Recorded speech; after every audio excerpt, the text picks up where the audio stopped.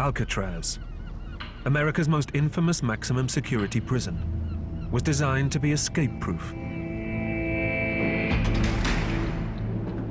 But on a clear, cool night in the summer of 1962, 3 prisoners did make it off the island, and then vanished without trace. The escape had taken months of detailed planning and preparation. So how did they do it?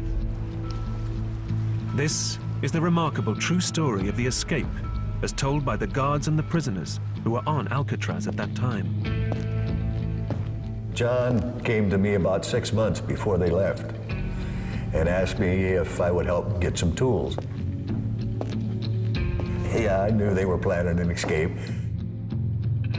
The FBI declared that the prisoners had probably drowned in the cold waters of San Francisco Bay, but no bodies were ever recovered. So what really happened to these 3 men? We build a raft like the one the prisoners made to cross the treacherous waters. Quick, sharp breath, and it's back up to speed. Paddle, paddle, paddle. Would 3 Coast Guards succeed in this makeshift raft? Or would the frigid waters get the better of them?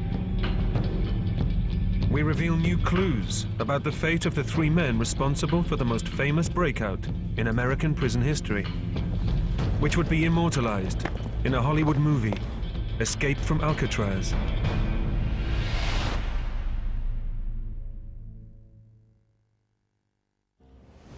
At dawn on June the 12th, 1962, the guards at Alcatraz were in for a nasty shock. 3 prisoners could not be woken up, or so it seemed. My head was up against the bars, and I didn't notice that it was a fake head until I reached in and hit the pillow and it went off on the floor. That's the first indication that I had. I mean, I'll tell you, it scared me. I jumped back about 4 feet. When the alarm went off, I immediately reported to my boat. We go around and around and around the island, looking and looking for the little caves and everything. We picked up a lot of debris that belonged to them. The escape triggered the greatest manhunt in San Francisco's history, as agents of the FBI, Coast Guardsmen, Highway Patrol, sheriff's deputies, and local police joined in the search. The huge dragnet was turning up precious little. Apart from the discovery of wreckage from what seemed to be a rubber raft, there were no plausible sightings and no recovered bodies. There was no cars stolen, no burglaries, no clothing stores broken into, no holdups that could be attributed to them. What I mean by that is those things happened, but they were solved and somebody else did the crime. Inside Alcatraz itself, the convicts' code of silence had descended like a San Francisco fog. The only one prepared to talk to the FBI was a 4th convict in the escape team, Alan West, who somehow had been left behind.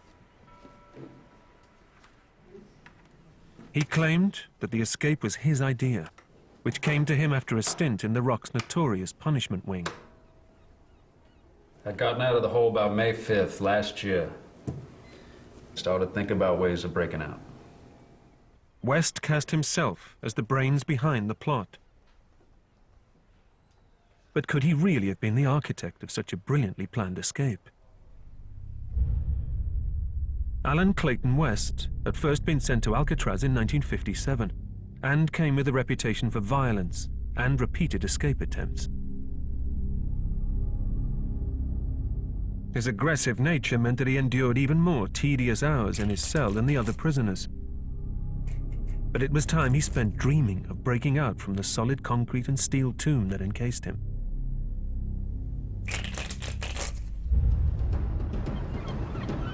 Alcatraz was designed to house the prisoners other prisons couldn't control. Its reputation for being escape-proof stemmed not just from the vicious currents that swirled around the island, but from the architecture itself. The cell house contained 4 freestanding blocks. Each one contains several dozen cells, back to back, stacked 3 high. At the back of the cells, and behind 8-inch thick concrete walls, ran a narrow corridor crammed with service pipes, that led all the way to the top of the cell block. The entire cell house is constructed by convict labor. As a result, the workmanship in here varies, and so does the quality of the concrete. In some areas, the concrete is still very strong, very sturdy. You get down here closer to the bottom, it starts to be a little different. This was the beginning of an escape route that would lead all the way out of Alcatraz and straight into an unsolved mystery. Did the three prisoners survive the treacherous waters of the San Francisco Bay and make it to freedom?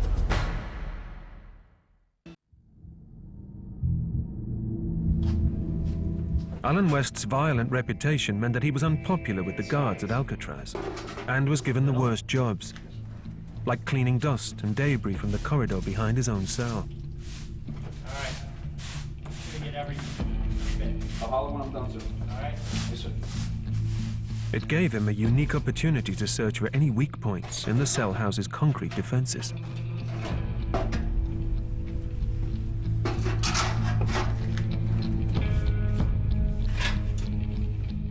West stumbled onto something that a prisoner in Alcatraz could only dream of finding.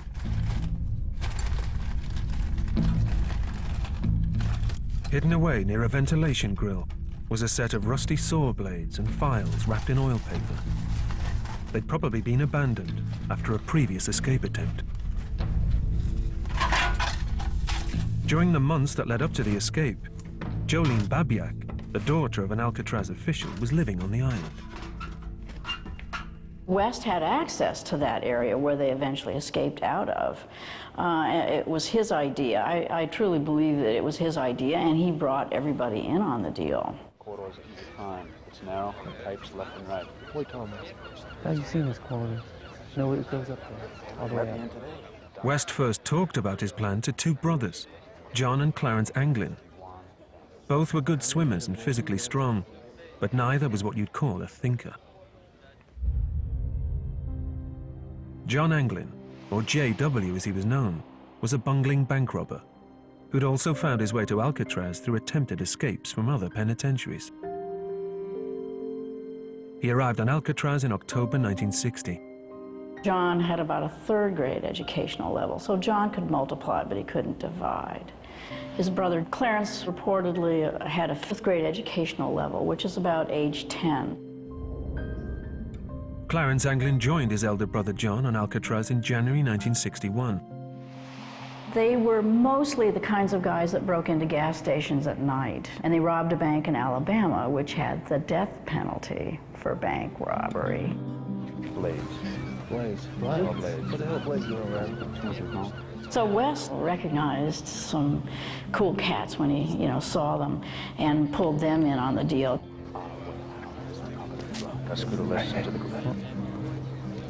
Talking it over with John Anglin, I realized he was already thinking about an escape. He said he could get through a ventilation shaft onto the roof. So we got talking about how to break out, swim to the mainland. And when we get off without the water, how do we get across the whole thing? Steal some raft or something? Rain jackets. People put a rain jacket and go swim across? Where the hell you from again, Wes? Then in December, Frank Morris joined us. Welcome to Alcatraz, Frank. Wish I could say it was good to be here. The escape team was now complete. Frank Lee Morris had a rap sheet for narcotics and robbery that stretched all the way back to his early teens. He arrived on Alcatraz in January 1960, with a reputation for being the Harry Houdini of the American prison system. He tried to escape from every single institution that incarcerated him. Only the escape-proof rock could contain him, or so the theory went. Frank Morris, he was later portrayed by Clint Eastwood, and of course he was very Clint Eastwood-like. He was handsome and had a full head of hair and very bright. You still reading that Bible? Oh yeah, it's opening up all kinds of new doors. But even among witnesses who were on Alcatraz Island on the night of the escape, there is no agreement about who exactly came up with the plan. Even the movie that Clint Eastwood made, giving Frank Morris the credit of masterminding that, didn't happen. John Anglin put it all together. I think it was West's idea. West was maintenance, and this was a maintenance escape. Morris was really the brains. He had the brains doing it. He's the one that really had the guiding light for him, told him what to do and how to do it. Escape from Alcatraz reinforces the idea that it was Frank Morris who was the mastermind. Alan West is portrayed as little more than a barely competent follower, and is given a less than flattering name in the movie, as if to underline the point. What's your name, kid? Charlie Butts. Charlie's Butt? Butts. Charlie Butts. You got a funny friggin' name, kid. Yeah, what's your name? Al Capone. But there is evidence throughout the months of planning for the escape that it was Alan West who initiated the plan, and who made it possible. Morris certainly contributed, but so did the two Anglin brothers. Phase 1 of the escape began when Clarence Anglin worked out how to make chisels out of spoons, stolen from the mess hall.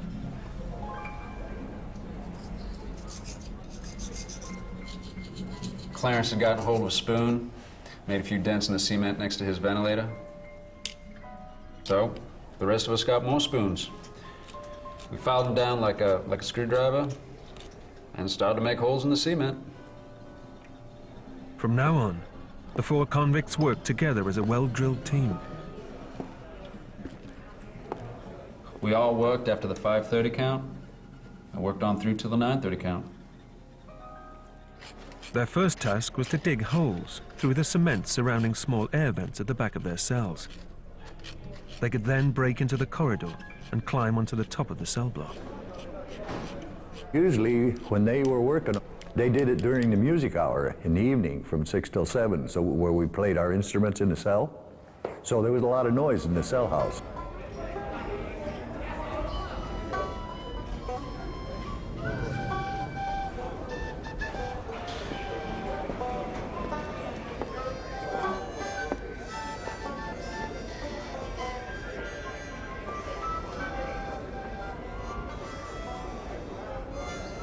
You're clear, Frankie.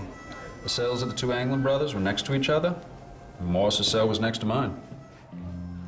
How's it coming, J-Dub? It's moving. Won't be much longer, we'll be out of this place. Just keep on digging. One evening, one of the Anglin brothers would watch while the other worked. And the next evening, they would change positions. Morris and me used the same method. Hey, wait.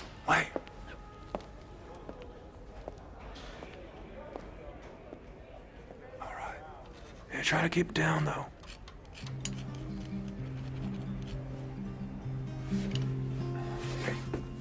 Cement rubble from the digging was carefully flushed away.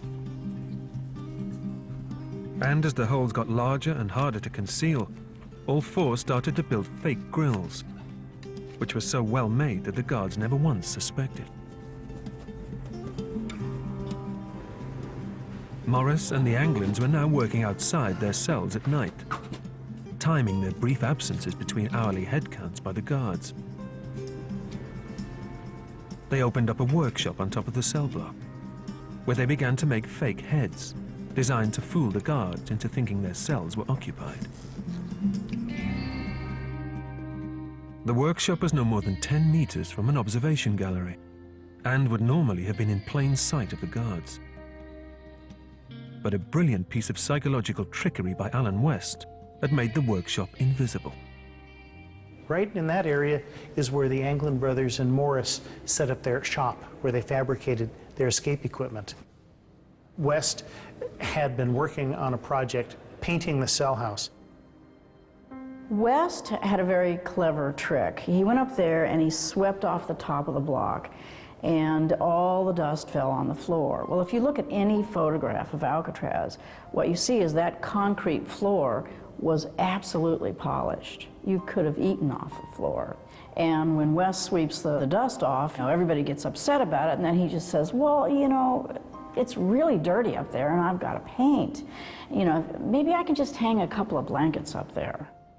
And he got permission to hang about 3 dozen blankets over the bars. So, in effect, this area was entirely screened from the guards' views.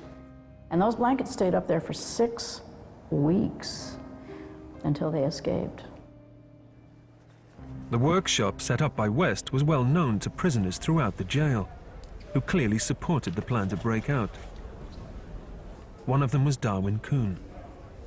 John came to me about 6 months before they left and asked me if I would help get some tools. They were able to get some items out of the hospital, like Band-Aids and things where you want to bridge a little gap across and then paint over the top of it. And the Anglin brothers were not talented in painting, believe me. And so they would contact other convicts and said, look, I need some help in this painting. And they would assist him. But by far the biggest challenge was to build a raft that could carry them across the cold, treacherous waters of San Francisco Bay. The better the raft, the better their chances of survival. But how, in a maximum security prison, do you even find the raw materials? The answer, again, was with the help of other prisoners, who handed over what became the fabric of the raft, their waterproof raincoats. John Anglin said, do you have a raincoat? And I said, yeah.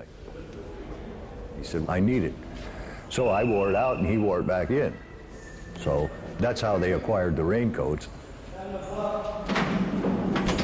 There was no restrictions on the amount of raincoats they could have. In our wildest dreams, we didn't dream that they were going to build water wings out of them, but they did, and they were pretty nice, not bad. A supply line was now running between the cells and the workshop. The prisoners had collected over 50 raincoats, more than enough to build the raft and 4 life vests. West was the only one of the 4 who worked on the escape exclusively from his cell. The reason for this, according to his statement to the FBI, was that he'd accidentally made the hole from his cell so large that it could easily have been detected by the guards. His accomplices carried out repairs with smuggled concrete, but had left the hole so small that he couldn't get out. West had pushed through his hole a little too much, and the Anglin brothers, he claimed, had to come in and put a little cement on there. Up in the workshop, the Anglins took on most of the responsibility for building the raft. The raft was about 14 feet by 6 feet. It had 15-inch pontoons around the edges and underneath. But trapped in his cell, West couldn't have known for sure how big or how well made the raft was. There are photographs. It does appear that they used a good glue, a water-soluble glue. It's even hand-stitched, which would not be a good thing, but there it is. It's glued and stitched. This is another reason why West might not have gone. He might have thought, I don't think I want to get in that raft. By early June, the raft and other escape equipment were almost finished.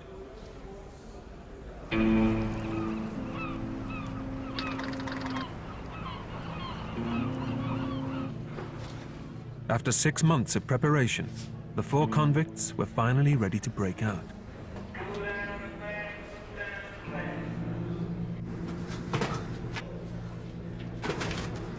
Morris climbed down from the top of the cell block with big news. Some water. The escape could be on for that night. Morris came down about 8:45, said the bars were out of the hole in the roof. He said he was thirsty, so I gave him some water. Morris told me they were going to go that night if they got the lid off the top of the ventilator. He said the bars below it were out of the way, and they should get the lid off by 9:30. For some reason, West had waited until the night of the escape before trying to remove the concrete that still blocked him in his cell. I think you have to wonder about someone who plans something actively for a year and then works on it for at least 6 months and then can't get out of his cell that night.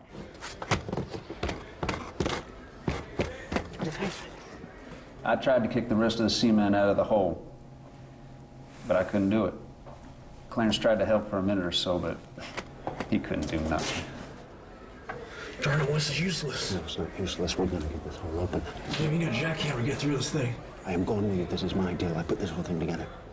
So that may well be true, that they kind of did too good of a job and he couldn't push it out. Morris returned to his cell one last time.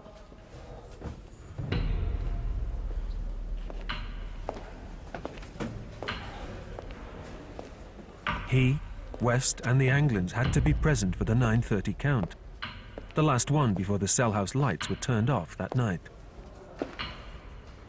The guards would continue their counts every hour throughout the night, but from now on, they were just checking sleeping heads in dark cells.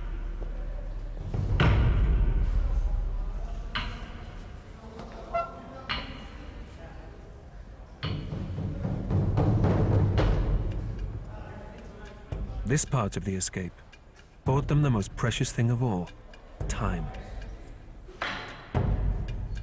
If the night guards could be fooled by the fake heads, the alarm would not be raised until the first morning count. And by that time, Morris, West, and the Anglins planned to be far away.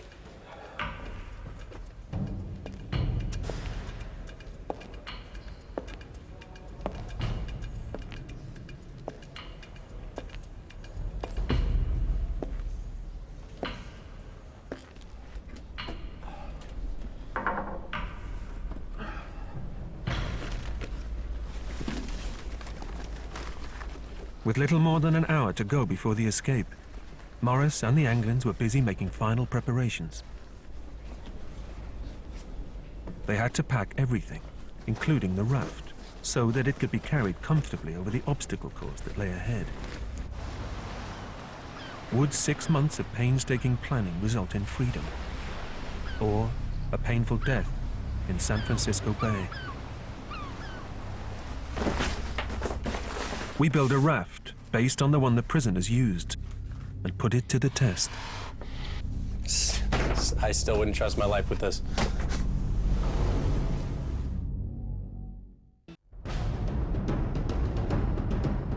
Four prisoners were planning an escape from America's most infamous prison.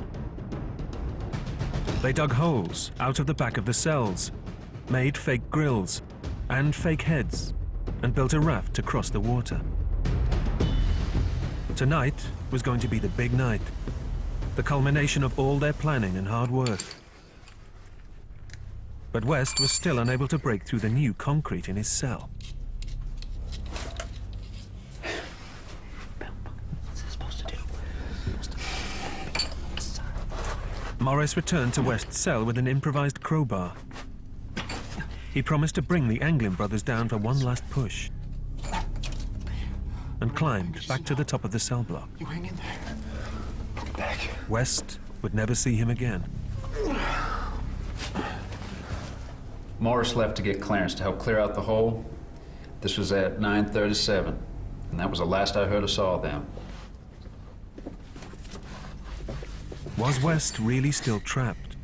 Or was this the moment that he finally lost his nerve? 3 stories above him, Morris and the Anglins were ready to break out onto the roof.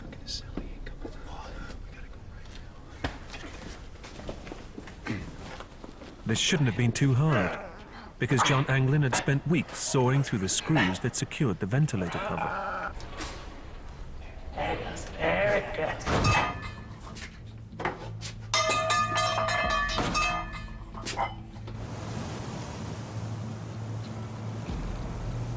The way to the roof was now clear, though they still ran the risk of being seen from the only building that overlooked the cell house.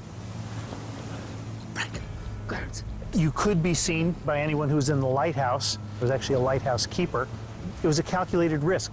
Again, people weren't expecting this to be a place where anyone would be escaping from, so this wasn't an area of intense surveillance. This is where the vent was, where Morris and the Anglins actually came out. There was a circular steel ventilator cap right here, just like the other ones that are dotting the roof. As soon as they got out, we have to base this on the evidence photographed by the FBI. They seem to have come out of the vents, taken as little time as possible, probably gathered their gear up, and then in a straight line headed that way, which was the very far end of the whole prison building. furthest away from the manned guard tower in sort of a dead spot visually.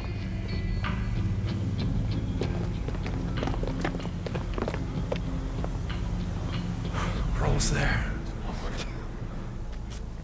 The next part of the escape route would test their strength and their nerve.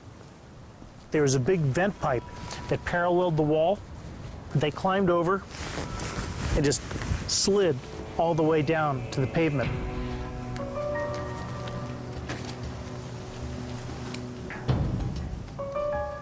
There were no signs that any of them was injured in this 15-meter descent to the ground. Amazingly, for a high-security jail, there were now just a couple of 4-meter-high fences to climb.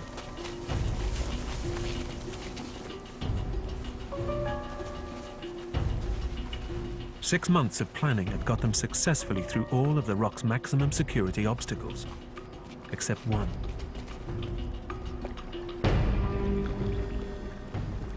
They arrived at a little-used path on the northeast of Alcatraz and began inflating their raft and improvised life vests. Almost 3 kilometers away, and directly in their line of sight on a clear moonlit evening, was the deserted shoreline of Angel Island.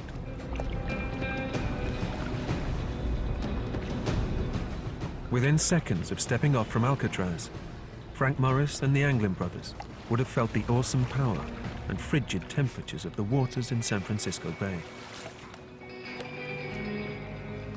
And that is the last that we know of them. West told the FBI that he did finally break through into the corridor where Morris had left a fake head for him, nicknamed Oink. When he reached the top of the cell block, all he found among the remains of the workshop was a spare life vest and a second but only partially completed raft. Now alone on the roof, West had to figure out whether he still had a chance of catching up with the other three. But all he could see was open water. There was no sign of a raft moving away to Angel Island. This was the end of West's hope of escape. He would spend the rest of his life in jail. When they got to the mainland, they said they'd steal guns and clothes and a car. Just get as far away as they could. But none of us ever said where we'd go. Even if Alan West were not the sole mastermind of the escape, it would certainly not have been possible without him. All he was left with now were his dreams of what might have been, after the most ingenious breakout in the rock's turbulent history.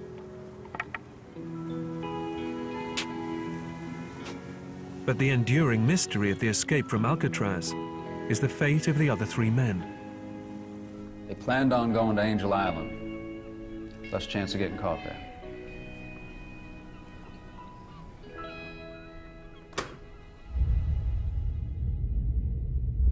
Five days after the escape, a postcard arrived at the San Francisco office of the FBI. It had 3 signatures, Frank Morris and John and Clarence Anglin. And a message, "Ha ha, we made it." However, neither fingerprints nor handwriting on the card could be matched to the escapers. Whatever their fate, the 3 convicts have apparently accomplished a feat that many have tried with no success. After an intensive manhunt, the FBI believed that Frank Morris and the Anglin brothers must have drowned in San Francisco Bay. Wreckage from their raft was the only trace they left behind, and it seemed to support the FBI's position. But after such a carefully planned breakout, isn't it at least possible that the escapers actually made it to the mainland?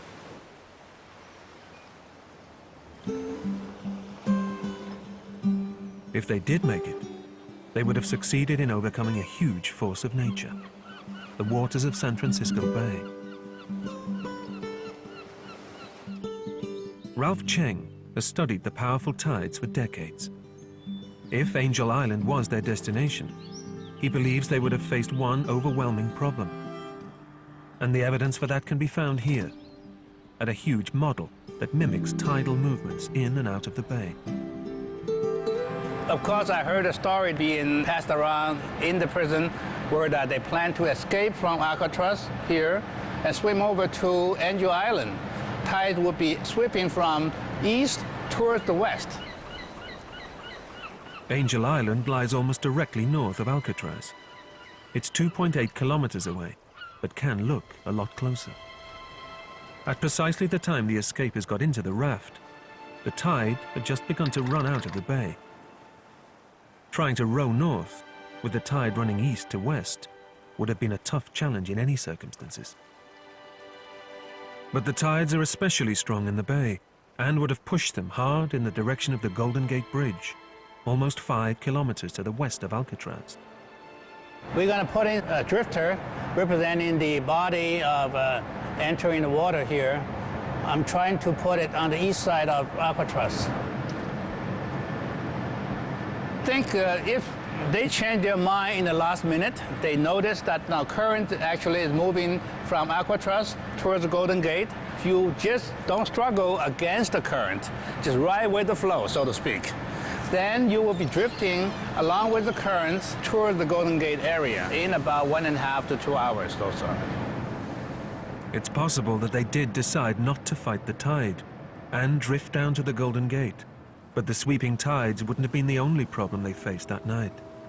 Probably the most important weather factor were the winds. The winds were 10 to 15 miles per hour coming right through the gate, pushing probably some light waves in toward Angel Island. From Alcatraz onto Angel Island is almost due north, so it's almost going to be a quartering wind, very much like this wind that I'm standing in right now. It would be pushing on their left sides. This means that the winds on the night of the escape would have been hitting the three men from exactly the opposite direction to the tides. And these winds might have been strong enough to counteract the tidal effects. But whether the tide or the wind was the greater force depends on the answer to an important question. Were the men sitting above the water in a well-made raft, or were they partially submerged, clinging onto a poorly performing flotation device? If they are totally on top of the surface of the water on a raft, not down in the water swimming, then the wind is going to be a bigger factor than the tide. It's probably going to be like a 3-to-1 ratio. If they're down in the water, the tide's going to have that bigger ratio. So just how good was the raft? Good enough to carry them safely to land, or a fast-sinking liability? The only way to test this is to try to build a raft using the same materials as those available to the escapers. Like the Anglin brothers, Jamie Schmidt is a skilled carpenter. Working from his San Francisco garage, he will start with the same basic ingredients that they had: old rubber raincoats, waterproof cement, and cutting tools.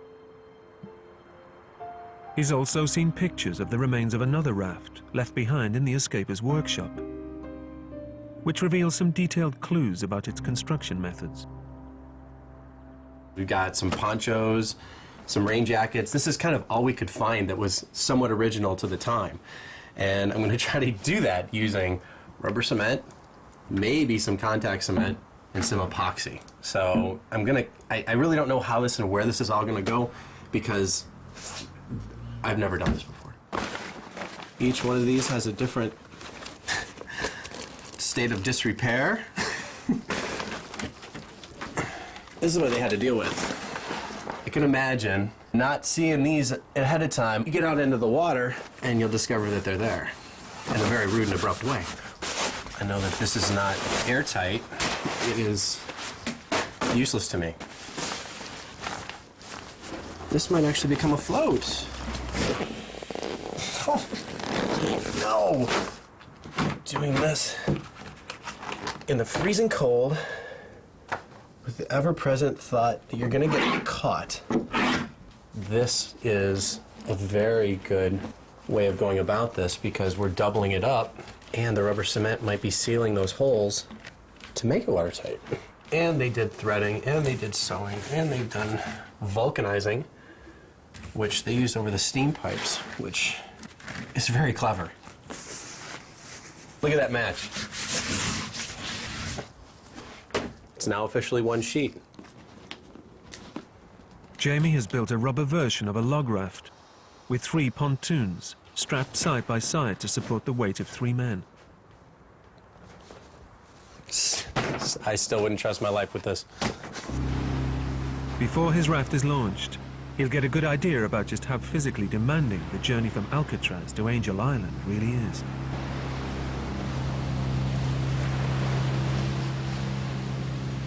In tide and wind conditions close to those faced by Morris and the Anglins on that June night in 1962, we asked 3 US Coast Guard officers to conduct a simple experiment.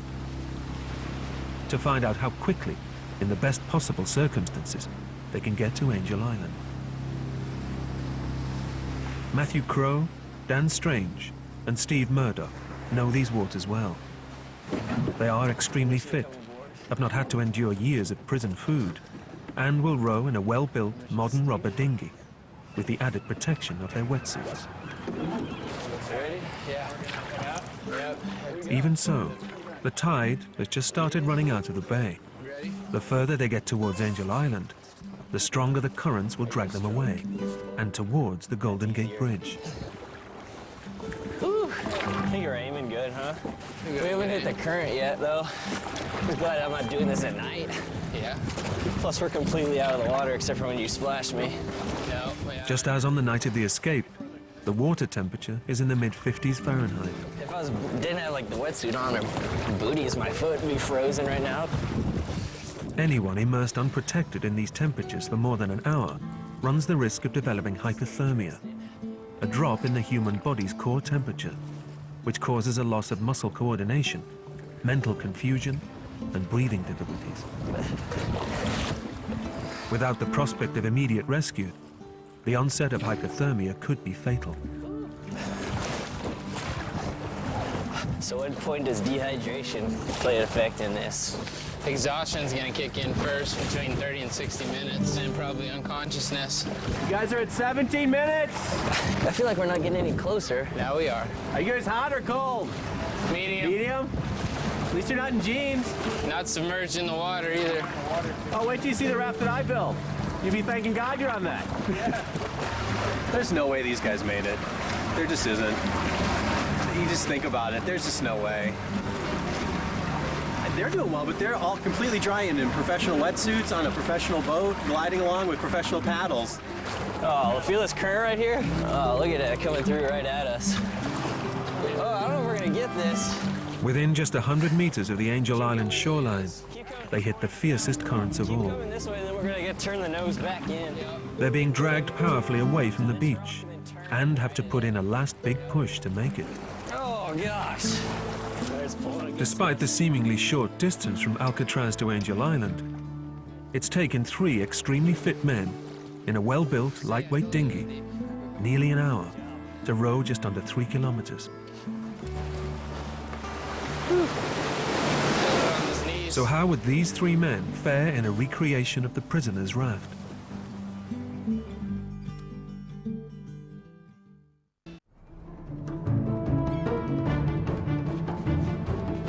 After 6 months of meticulous planning, 3 prisoners had broken free of their cells. When they made it to the shores of Alcatraz, they deployed a makeshift raft. But would it really be their passport to freedom? Okay, you guys gotta promise not to laugh.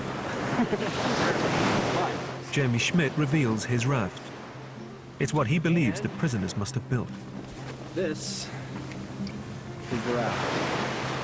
It has never hit water, so we're gonna blow this sucker up and see what we can do. This is awesome. Unfortunately, the raft has lasted about 10 seconds. There's no stability to something like this. And the Coast Guard officers quickly have second thoughts. The raft is now little more than a flotation aid. It's quite possible that something like this actually happened. The raft might still have helped, but everything would now have been more difficult. They've actually gotten much further than I thought they would. They've gotten pretty far, but it's exactly what I thought was going to happen. Oh no! Man overboard.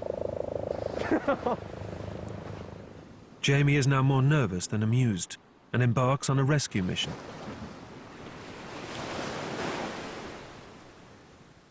With the escapers now immersed in the water, they would no longer have had the wind on their side, and the tide would also now be against them, making it all but impossible to reach Angel Island. After trying to swim towards the island, the prisoners would in time have become exhausted. They could then have begun drifting with the tide towards the Golden Gate.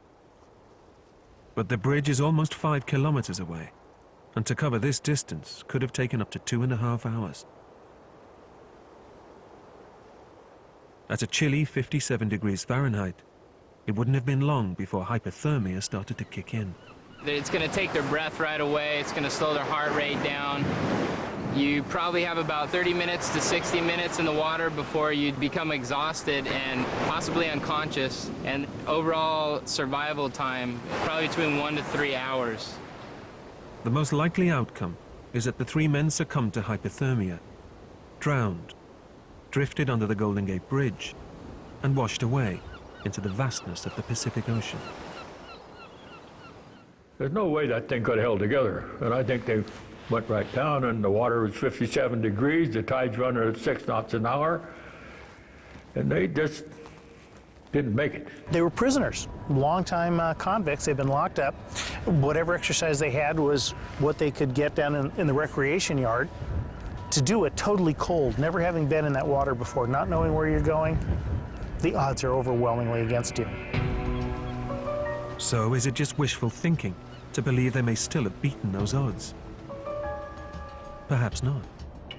6 months later, during a stormy night in December 1962, 2 inmates broke out of the cell house.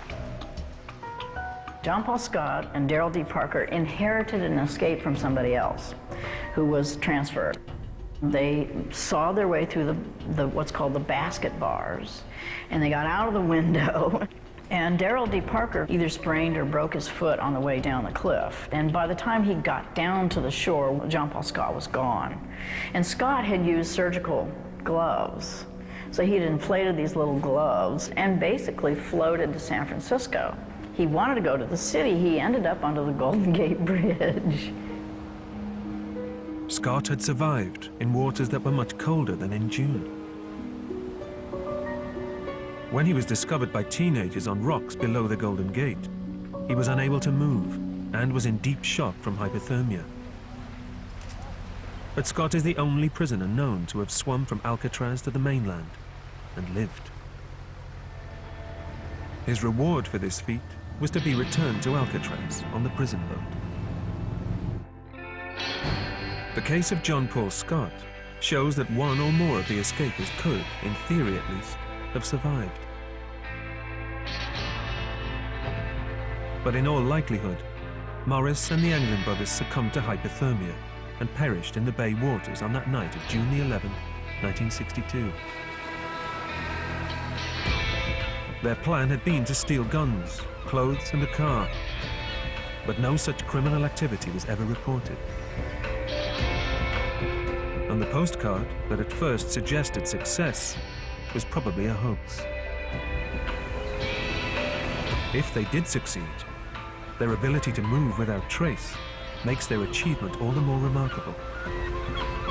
And if they are still alive today, the Anglins would be in their late 70s and Morris in his early 80s, still in hiding, still having the last laugh. As far as I'm concerned, they escaped from here. I think they're still out there somewhere.